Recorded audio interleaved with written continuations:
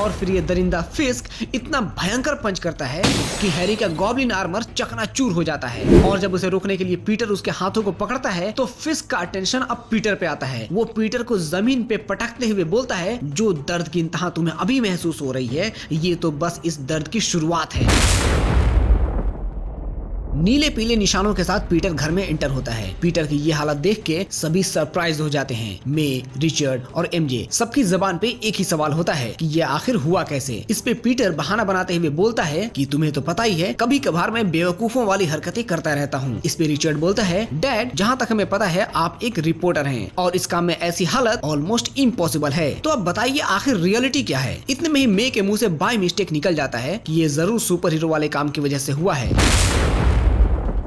Peter का राज खुल चुका था। अब चूंकि उसका सीक्रेट रिवील हो चुका था तो ना चाहते हुए भी पीटर को बताना पड़ता है कि पिछली रात उसके साथ क्या हुआ था। पिछली रात पीटर और हैरी बिल्डिंग के ऊपर मिस्टर फिस्क के आने का वेट कर रहे होते हैं। फिस्क के आने पे हैरी बोलता है, देखो पीटर, पहले हमें गार्ड्स के जाने तक का वेट करना होगा। इस पे पीटर बोलता है कि जब तक मैं कॉस्ट्यूम में हूँ प्लीज मेरा नाम लेके मुझे मत बुलाया करो। हैरी बोलता है, लेकिन हमारा कोई कोड नेम भी तो नहीं है। पीटर बोलता है, तुम्हारा तो है, लोग तुम्हें ग्रीन गॉब्लिन बुलाते हैं, बस मुझे अपना सोचना होगा। और फिर जब सारे गार्ड्स चले जाते हैं तो ये दोनों बिल्डिंग का शीशा तोड़ते हुए मिस्टर फिस्क के सामने कूद पड़ते हैं। लेकिन इनके लिए सरप्राइज ये था कि फिस्क इनकी इस हरकत से जरा भी सरप्राइज नहीं था। वो टॉन्ट वाले अंदाज में बोलता है, दोनों एक साथ, मैं तो डर से कांप रहा हूँ। फिर वो ग्लास में वाइन डालते हुए बोलता है, तुम्हें पता होना चाहिए कि पूरा मैनहट्टन मेरे इशारों पे नाचता है। हर तीसरी बिल्डिंग के कैमरे से तुम दोनों की हर हरकत पे मेरी नजर है और मुझे पूरी उम्मीद थी कि तुम जरूर आओगे। तो बताओ तुम्हें क्या चाहिए। हैरी बोलता है, मुझे तुम्हारे उस भाड़े के टट्टू से पता चला है कि तुम्हारे ऊपर भी कोई पावरफुल बंदा है जो इन सब मामलों की जड़ है। फिस्क बोलता है, वो मेरा आदमी बिल्कुल नहीं था, लेकिन मेरी मर्जी के बगैर मेरी बिल्डिंग में घुसने की जो गुस्ताखी तुम दोनों ने की है, इसकी सजा तुम्हें जरूर मिलेगी। पीटर को अपने स्पाइडर सेंस के जरिए कुछ खतरा महसूस होता है, लेकिन इससे पहले कि दोनों इस ट्रैप को समझ पाते, मिस्टर फिस्क भयंकर अटैक करता है। ये अटैक इतना पावरफुल था कि अगर हैरी बिना आर्मर के होता तो उसके जिंदा रहने का चांस 0% होता। हैरी के डिफेंड में पीटर आगे आता है। इससे पहले कि फिस्क पीटर पे जोर आजमाता, हैरी पीछे से रिपल्सर अटैक के साथ गॉब्लिन ग्रेनेड भी फेंक देता है। इस ग्रेनेड का धमाका इतना जोरदार था कि पूरा हॉल दहल जाता है। इसके बावजूद भी फिस्क के सिर्फ कपड़े ही डैमेज होते हैं, लेकिन इसकी मोटी चमड़ी पे एक खरोंच तक नहीं आती। लेकिन ये धमाका इस दरिंदे को भड़काने के लिए काफी था।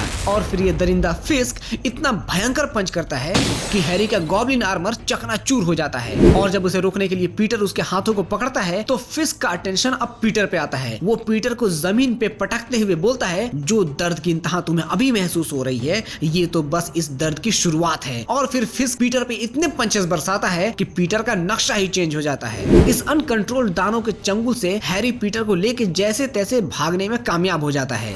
लेकिन इस इनकाउंटर से दोनों को ही अंदाजा लग गया था कि फिस्क किस बला का नाम है। और पीटर की इस पिछली रात वाली स्टोरी से उसकी पूरी फैमिली को इसके कारनामों का पता चल जाता है। रिचर्ड बोलता है, डैड आप किसी और के घर में घुसे उसकी मर्जी के बगैर, क्या ये कानून के खिलाफ नहीं है? पीटर बोलता है, बिल्कुल है, लेकिन वो एक बुरा आदमी है और उसके कई सारे गैर कानूनी धंधे हैं जिससे मासूम लोगों को बहुत नुकसान होता है। इसलिए कोई तो होना चाहिए उसे रोकने के लिए। और तुम लोगों को मेरी फिक्र बिल्कुल नहीं करनी चाहिए, मैं बिल्कुल सेफ हूँ, लेकिन ये सीक्रेट हमारे बीच ही रहना चाहिए। इतना बोल के पीटर मे की तरफ डिसअपॉइंटिंग नजरों से देखता है। मे बोलती है, don't look at me like that, मैंने पूरे 4 महीने तक किसी को नहीं बताया। ये सुन के एमजे और रिचर्ड सरप्राइज हो जाते हैं कि मैंने इतना बड़ा सीक्रेट 4 महीने से छुपा के रखा था। पीटर बोलता है, मुझे पता है तुम लोगों के बहुत सारे सवाल हैं, लेकिन फिलहाल टाइम है सोने का। रिचर्ड और मे के सो जाने के बाद पीटर एमजे को सॉरी बोलता है, लेकिन एमजे अश्योर करती है कि वो उससे जरा भी नाराज नहीं है। लेकिन फिर भी पीटर एमजे को खुश करने के लिए अपना सुपर हीरो सूट पहन के दिखाता है। एमजे पूछती है कि अगर तुम सुपर हीरो हो तो तुम्हारा कोई सुपर हीरो नाम भी तो होगा। पीटर बोलता है कि अभी तक तो मैंने अपना कोई कोड नेम नहीं रखा, लेकिन मैं चाहता हूँ कि तुम ही कोई कोड नेम सजेस्ट करो। इस पे मेरी जेन पीटर के चेस्ट पे बने स्पाइडर पे हाथ रखते हुए बोलती है, जाहिर सी बात है तुम्हारा नाम होना चाहिए स्पाइडरमैन। अब इसके बाद स्पाइडरमैन और ग्रीन गॉब्लिन क्या करने वाले हैं पता चलेगा इशू 7 में। So stay tuned for the next part, like the video and also subscribe the channel. बहुत जल्द मिलूंगा नेक्स्ट वीडियो में। Bye bye.